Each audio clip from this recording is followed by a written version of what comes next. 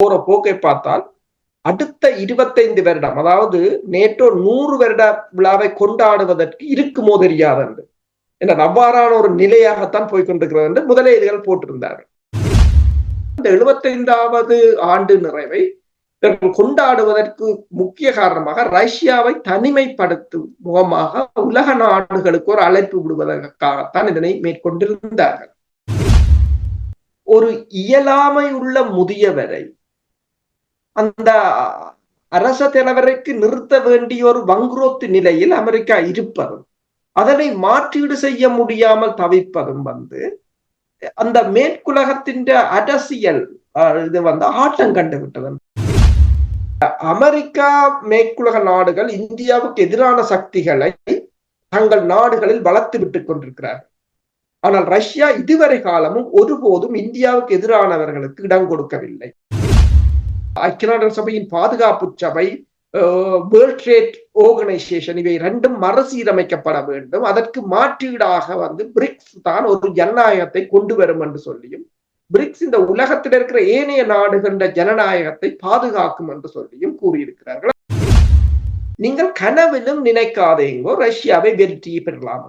கனவிலும் நடக்காத காரியம். அதான் அவர் கூறுகிறார், கனவிலும் நடக்காத காரியம். எனவே இப்ப இருக்கிற போரை நிறுத்த வேண்டும். இல்லை என்று சொன்னால் நாங்கள் எல்லோரும் அழிவை சந்திப்போம்.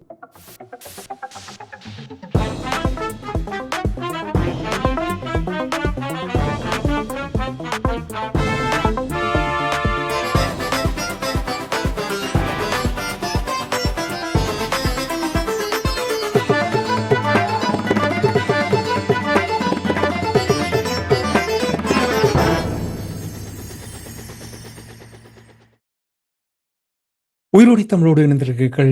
ILC தமிழ். உயிரோடி தமிழில் அன்பர்களே, அரசியல் களம். பிரித்தானியாவிலிருந்து பொறியியல் ஆய்வாளர் அரசு அவர்கள் கலையத்தில் இணைந்திருக்கின்றார். வணக்கம் அரசு அவர்களே. வணக்கம் தனாஜானி. அனைத்து உயிரோடி தமிழ் உறவுகளுக்கு அன்பு வணக்கங்கள். உங்களுக்கும் வணக்கத்தை தெரிவித்துக் கொண்டு இன்னும் ஒரு அரசியல் கள நிகழ்ச்சியில் இணைந்திருக்கின்றோம். இன்று நாங்கள் ரஷ்யா யுக்ரைனுக்கு இடையிலான போர் தொடர்பான விடயங்களை பார்ப்போம். போர் ஆரம்பித்ததற்கு ஒரு முக்கிய காரணம் யுக்ரைன் நேட்டோ படை அணியில் இணையக்கூடாது என்பது ஒரு முக்கிய விடயமாக பார்க்கப்பட்டது. நேட்டோவுடைய 75வது ஆண்டு பூர்த்தியாகி இருக்கின்ற நேரத்தில் அமெரிக்காவில் நேட்டோ நாடுகள் கூடியிருந்தார்கள். அங்கே யுக்ரைனுடைய அதிபர் ஜெலன்ஸ்கி அவர்களும் சென்றிருந்தார். ஜோ பைடன் அவர்கள் அவரிடம் ஒளிவாங்கி ஒப்படைக்கும் பொழுது புட்டின் அவர்கள் என்று பெயரை மாறி கூறிவிட்டார் என்ற செய்தியை பரபரப்பாக பேசப்பட்டதையும் நானும் அவதானித்தேன். வேடிக்கையாகத்தான் இருந்தது. அதை ஒரு பக்கத்தில் விட்டு நேட்டோவினுடைய இந்த நாடுகள் இணைந்து கூடியது ஒரு வெற்றிகரமான ஒரு கூட்டமாக நீங்கள் பார்த்தீர்களா? அவர்கள் இதை கூடியது 75வது ஆண்டு நேட்டோவின். ஆனால் இந்த கூட்டத்துக்கு முதலே நியூயார்க் டைம் ஒன்றை போட்டிருந்தது, ஒரு ஆர்டிகிள் ஒன்றை போட்டிருந்தது. போற போக்கை பார்த்தால் அடுத்த 25 வருடம், அதாவது நேட்டோ 100 வருட விழாவை கொண்டாடுவதற்கு இருக்குமோ தெரியாது என்று, அவ்வாறான ஒரு நிலையாகத்தான் போய்கொண்டிருக்கிறது என்று முதலீடுகள் போட்டிருந்தார்கள்.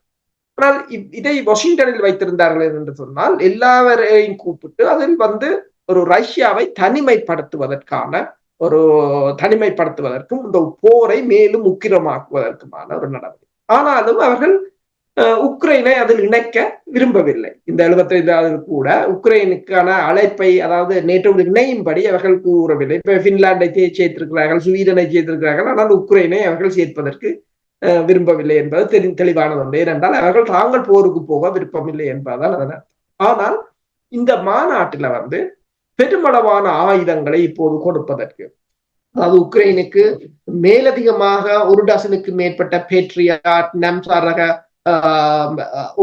ISTS வகை வான் எதிர்ப்பு ஏவுகணைகளை பெருமளவில் கொடுப்பதற்கு, உதாரணமாக ரொமேனியாவிலிருந்தும் நோர்வேயில இருந்தும் ஸ்வீடன்ல இருந்தும் பெல்ஜியத்திலிருந்தும் அமெரிக்கா எல்லோரும் கொடுப்பதற்கும், பெருமளவான ஆயுதங்களை கொடுப்பதற்கும் அவ்வாறான ஒரு வாக்குறுதிகளை கொடுத்திருக்கிறார்களே தவிர உக்ரைனை சேர்ப்பதற்காக இல்லை. அது மட்டுமல்லாது ஜெர்மனியில் நீண்ட தூர ஏவுகணைகளை, குறுந்தூர, நீண்ட தூர, இடைத்தூர, நீண்ட தூர ஏவுகணைகளை டொமஹாக் ஏவுகணைகளை நிறுத்துவதற்கான அறிக்கையும் வெளியிட்டிருக்கிறார்கள். ஒட்டுமொத்தமாக பார்க்க போனால் ஒரு போர் பிரகடனமாகத்தான் இந்த 75வது நேட்டோவின் ஒன்று கூடலை பார்க்கக்கூடியதாக இருக்கின்றது. அதில் பேசியவர்களில் பலர் உதாரணமாக பார்க்க போனால் ஸ்பெயின் பிரதமர் பேசும்போது காசா தொடர்பிலும் உக்ரைன் தொடர்பிலும் மேற்குலகம் இரட்டை போக்கை காட்டுகிறது என்று வெளிப்படையாக பேசியிருந்தார். ஹங்கேரியின் அதிபர் ஒன்றை பேசியிருந்தார். தற்காப்பு டிஃபென்சிவ் அலையன்ஸ் என்று சொன்ன அலையன்ஸ் இப்போது ஒஃபென்சிவாக இருக்கிற இவர்கள் தாக்குதல் அணியாக மாறிக்கொண்டு வந்ததுதான் இந்த 75 வருடத்தில் நாங்கள் கண்டது என்று அவர் அதை கூறியிருக்கிறார். இவ்வாறு பல்தரப்பட்ட இழுபறிகளுடன் இந்த நேட்டோவின் மாநாட்டின் அறிக்கை புதன்கிழமை வெளியிடப்பட்டிருந்தது. உடனடியாக மிக விரைவாக உக்ரைனுக்கு F-16 ரக விமானங்களை கொடுப்பதற்கு முதலில் டென்மார்க்கும் நெதர்லாண்டும் விமானங்களை கொடுப்பதற்கு இப்போது தீர்மானிக்கப்பட்டிருக்கிறது. இந்த அங்கு கூட்டம் இடம்பெற்ற சமயம் ரஷ்யாவும் பெருமெடுப்பிலான தாக்குதல்களை உக்ரைனின் தலைநகர் மீது மேற்கொண்டிருந்தது. அதில் இவர்களின் ஆயுத களஞ்சியங்கள், ஆயுத உற்பத்தி நிறுவனங்கள் அளிக்கப்பட்டதாக கூறினாலும் இவர்கள் சிறுவர் வைத்தியசாலை மீது குண்டு தாக்குதல் மேற்கொள்ளப்பட்டதாகவும் கிட்டத்தட்ட 37 பேர் கொல்லப்பட்டதாகவும் கூறியிருக்கிறார்.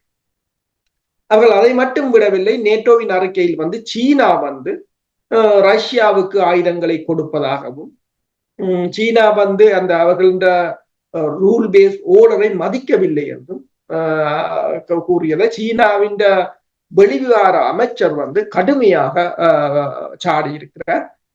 வெளிவார அமைச்சர் வாங் யி கூறியிருக்கின்றார் என்னென்று சொன்னால், நேட்டோ ஆசிய பசிபிக் பிராந்தியத்தில் தலையிடுகிறது என்று சொல்லியும், ஒரு பேஸ்லெஸ் அக்யூசேஷன், அதாவது ஒரு ஆதாரமற்ற குற்றச்சாட்டுகளை தொடர்ந்து தம் மீது சுமத்தி சீனாவை ஊரங்கட்டுற நடவடிக்கைகளை நேட்டோ தொடர்ந்து மேற்கொண்டு வருகிறது என்றும் அவர் கூறியிருக்கிறார்.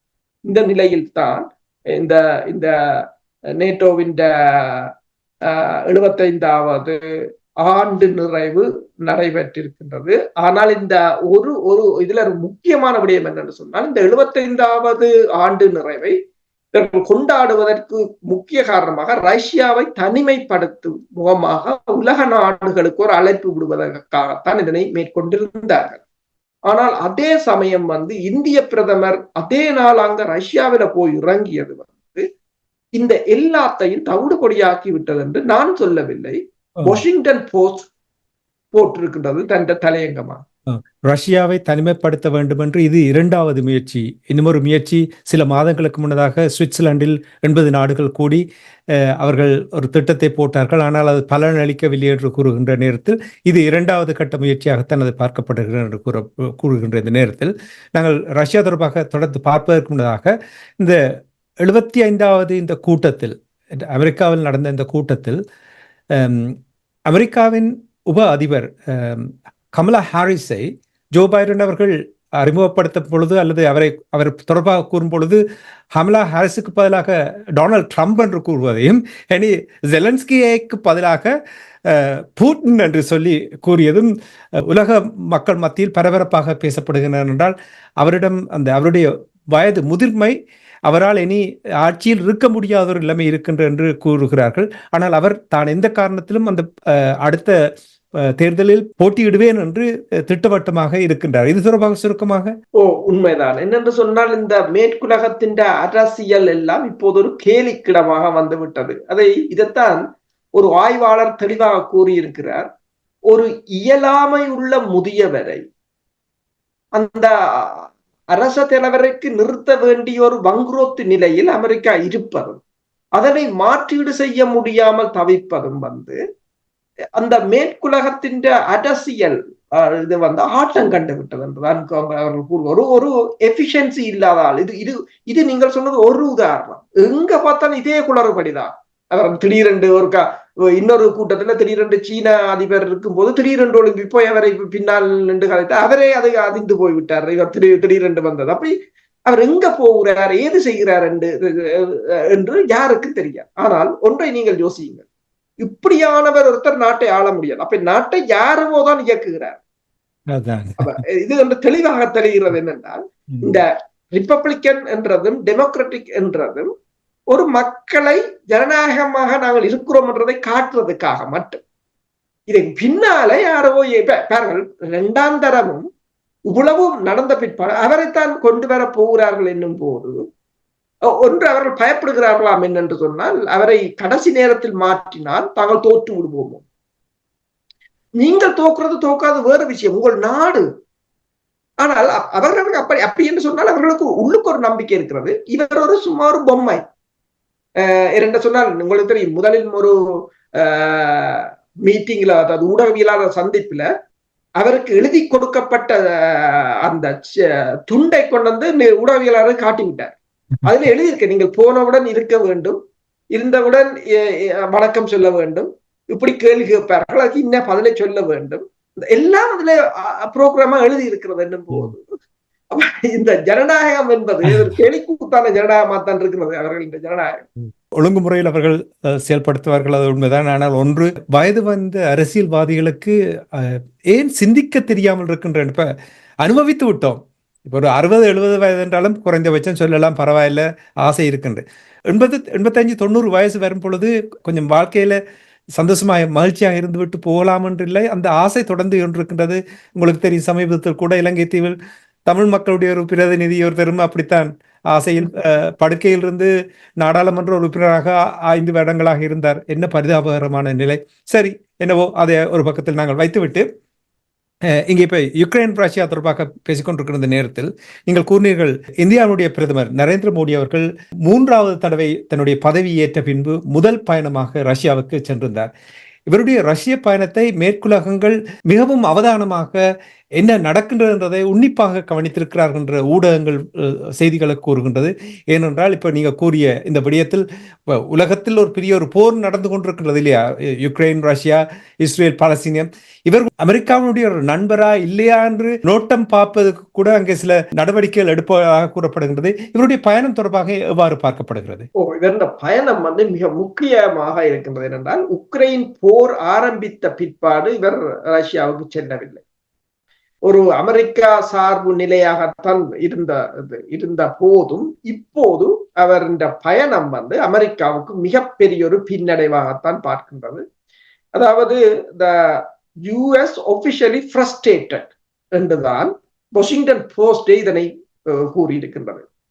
அதாவது புதுடில்லிக்கான அமெரிக்காவின் தூதுவர் எரிக் கர்செட்டி அவர் ஒன்றை கூறியிருக்கின்றார், இந்தியா எங்களை நண்பனாக ஏற்கவில்லை என்று சொல்லி. அதாவது ஸ்ட்ராட்டஜிக் ஆட்டோனமி என்று சொல்றோம், அது எல்லா நாட்டுக்கும் இருக்கிறது தான் ஒன்று.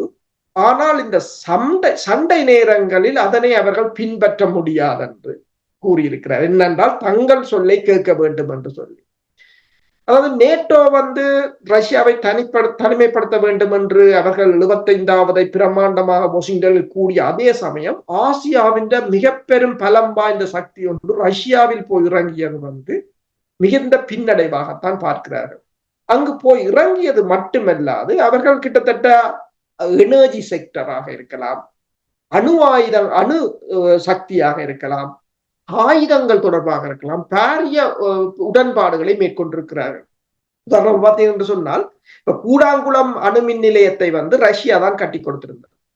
இப்போது அதே போல VVER 1200 என்று சொல்றது புதிய தொழில்நுட்ப அணு உலை. இந்த அணு உலையை ரஷ்யா சீனாவிலும் பெலாரஸிலும் பங்களாதேசத்திலும் கட்டி கொண்டிருக்கிறது. அப்ப அதே போல அது வாட்டர் கூலர், அதே போன்ற 2 இப்போது இந்தியாவில் கட்டப் போகிறார்கள். அப்ப உங்களுக்கு தெரியும், ஒரு அணு உலையை கட்டினால் கிட்டத்தட்ட 60 தொடக்கம் 100 வருடங்கள் அதனை பராமரிப்பதற்கு அந்த கட்டுற நாடு அவர்களுக்கு தேவை.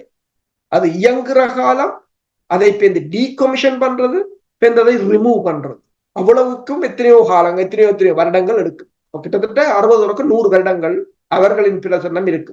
இப்ப கிட்டத்தட்ட ரஷ்யா உலகத்துல 3-2 நாடுகள்ல அதுதான் அணு உலையை கட்டுவதற்கு கட்டி கொண்டிருக்கிறது. இது ஒன்று. அடுத்ததாக ரஷ்யாவும் இந்தியாவும் இணைந்து ஆயுதங்களை, இப்ப SU-30 ரக விமானங்களை தயாரிப்பதற்கான உடன்பாடு, மேட் இன் இந்தியா என்று சொல்ற இதுல கிட்டத்தட்ட AK-203 என்றது இப்ப புதுசாக AK-203 அது கிட்டத்தட்ட 35,000 இந்தியா தயாரிப்பதற்குரிய லைசன்ஸை கொடுத்திருக்கிறார்கள். T-72 T-90 வகை டாங்கிகளுக்கு பயன்படுத்துகின்ற 125 மில்லிமீட்டர் எறிகணைகளை தயாரிப்பதற்கான லைசன்ஸ். அது மட்டுமல்லாது அதாவது வடகடலின் ஊடாக சென்னைக்கும் ரஷ்யாவுக்கும் இடையிலான கடற்போக்குவரத்து நோர்த் சவுத் டிரான்ஸ்போர்ட் ரூட் என்றது ஈரானுக்குடனான டிரான்ஸ்போர்ட். இது எல்லாம் அங்கு பேசப்பட்டிருக்கு. அப்ப இது தொடர்பாக இந்தியாவின் லெப்டினன்ட் கேர்னல் தர அதிகாரி ஒருத்தர் கருத்து தெரிவித்திருக்கிறார் ஊடகத்துக்கு. அப்ப அவர் கூறியிருக்கிறார், அமெரிக்கா மேற்குலக நாடுகள் இந்தியாவுக்கு எதிரான சக்திகளை தங்கள் நாடுகளில் வளர்த்து விட்டுக் கொண்டிருக்கிறார். ஆனால் ரஷ்யா இதுவரை காலமும் ஒருபோதும் இந்தியாவுக்கு எதிரானவர்களுக்கு இடம் கொடுக்கவில்லை என்று அவர் கூறியிருக்கின்றார். போது உங்களுக்கு தெரியும், இந்த காலிஸ்தான் அமைப்புக்கும் கனடாவுக்கும் இந்தியாவுக்கும் உள்ள பிரச்சனை, அமெரிக்காவுக்கும் உள்ள பிரச்சனையை தான் அவர் மறைமுகமாக சுட்டி காட்டியிருக்கிறார். என்னும் போது இந்த அவர்களை பொறுத்தவரையில் இப்ப இந்தியா பூட்டினுடனான, அதாவது ரஷ்யாவுடனான நட்பை இந்தியா விரும்புகின்றது என்று கூறியிருக்கிறார். ரஷ்யாவுக்கு ஒரு பிரச்சனை என்னென்றால், சீனா அளவுக்கு இந்தியாவை, ஏனென்றால் இந்தியா இப்போது அமெரிக்காவுடன் ஆயுதங்களை வாங்குகிறது, இஸ்ரேலுக்கும் உளவு தாக்குதல் விமானங்களை செய்து வைக்கின்றது. அதால ரஷ்யாவுக்கும் இந்தியாவுக்கும் இருந்த உறவுகள் இப்போது மீண்டும் ஆரம்பிக்கிறது போலதான் கிடக்கிறது என்றால் ஒரு விரிசல் நிலையில் தான் இருந்தது. என்றால் சீன அதிபர் வந்த போது ஏர்போர்ட்டுக்கு போய் புட்டின் வரவேற்றிருந்தார். ஆனால் மோடிக்கு அவர் போகவில்லை, இணை அதிகாரிகளைத்தான் அனுப்பியிருந்தார். அதே ஆனாலும் அதன் பிற்பாடு அவர்கள் மோடிக்கு அந்த நாட்டில இருக்கிற உயர்ந்த மனிதருக்கு கொடுக்கிற விருதையும் கொடுத்திருக்கிறார். அதாவது ரஷ்யாவை பொறுத்தவரையில் பல நாடுகளை தன்னோட இணைக்கிற வழியை இப்போது அவர்கள் தேடிக்கொண்டிருக்கிறார். இந்த விடயங்களை பார்க்கும் பொழுது, இப்போ நீங்க பிரிக்ஸ் தொடர்பாக கூறினீர்கள், சர்வதேச அமைப்புகள் தொடர்பாக நீங்கள் கூறினீர்கள். இவை எல்லாவற்றையும் பார்க்கும் பொழுது உலக ஒழுங்கில் இந்த தலைமைத்துவத்தின் ஒரு மாற்றம் வருகின்றது. இப்போ நாங்கள் உண்மையாக பேச வேண்டும். அதாவது அமெரிக்கா தான் ஒரு முன்னிலையில் நிற்கின்ற, உலக பரப்பில் முன்னிலையில் நிற்கின்ற நாடாக இதுவரையில் பார்க்கப்பட்டது. அந்த நிலைமையினுடைய மாற்றம் இப்பொழுது ஷிஃப்ட் மாறப்போகின்றது என்று சிலர் அவதானிகள் கூறுகிறார்கள். அந்த மாற்றத்தினுடைய ஆரம்ப கட்டத்தை பார்க்கக்கூடியதாக இருக்கிறது என்று நீங்கள் கருதுகிறீர்களா? உண்மைதான், அதை உண்மைதான். என்று சொன்னால் இப்போது அவர்கள் ஐக்கிய நாடுகள் சபைக்கு இணையானது ஒன்றை கட்ட வேண்டும் என்று சொல்லியும், இப்போது அதாவது G7 அதை மேற்குலக ஊடகங்களும் ஆய்வாளர்களும் இப்போது ஒத்துக்கொண்டு விட்டார்கள். முந்தி பொருளாதாரம் ஒருமுனைவாக்கம், இப்போது எக்கானமி ஸ்பிளிட், பிரிக்ஸ் ஒன்று, அடுத்தது G7 ஒன்று என்று மாறிவிட்டது.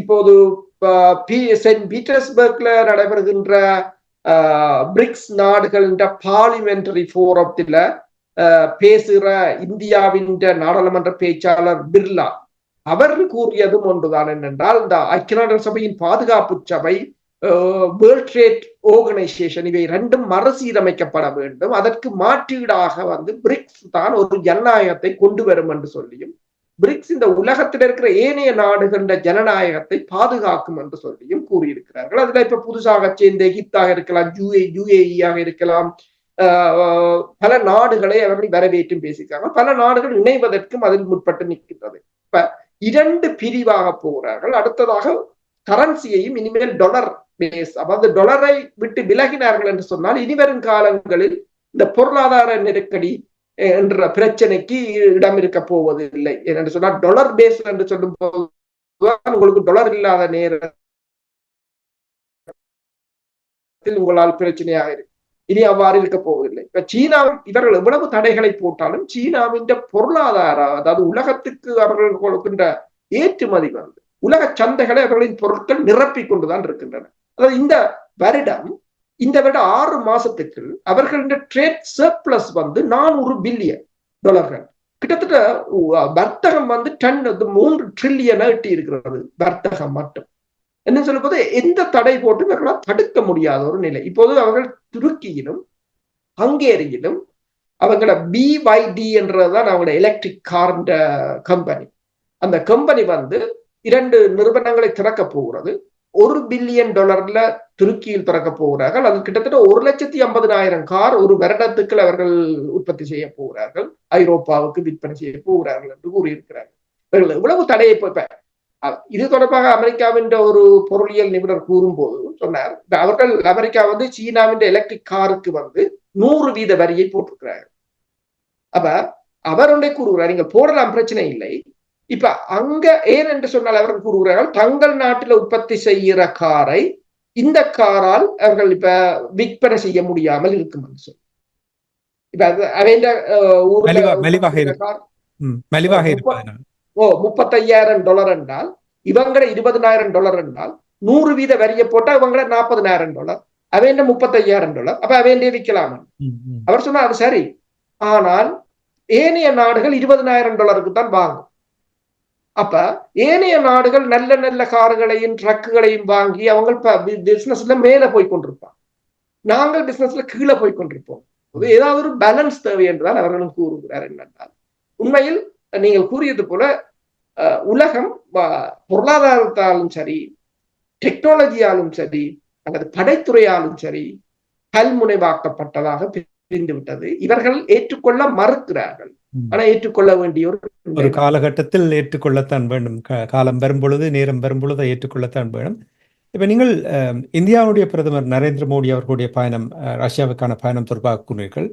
கடந்த வாரம் உரையாடும் பொழுது ஹங்கேரியினுடைய பிரதமருடைய பயணம், விக்டர் ஓபனுடைய பயணம் தொடர்பாக கூறினீர்கள். புட்டின் அவர்களை சந்தித்தது, அது எவ்வாறு ஐரோப்பிய ஒன்றியத்தின் உறுப்பினர்களை விசனப்படுத்திய என்ற விடயங்களை நீங்கள் சுட்டிக்காட்டினீர்கள். ஹங்கேரியினுடைய பிரதமர் புட்டின் அவர்களை சந்தித்த பின்பு அமெரிக்காவினுடைய அதிபர் டொனால்ட் ட்ரம்ப் அவர்களை சந்தித்திருக்கின்றார். இந்த சந்திப்பினுடைய பின்னணி, உண்மையில் அவர் ஒருவர் தான் இந்த உலகத்துல ஒரு அமைதி வேண்டும் என்று ஓடித்திருக்கிறார். அவருக்கு ஓரளவு தெரிகிறது. இப்ப முச்சியை பொறுத்தவரையில் சேர்பியாண்ட அதிபர், அவர் தெளிவாக கூறுவார் என்னென்ன நடக்க போகிறதை.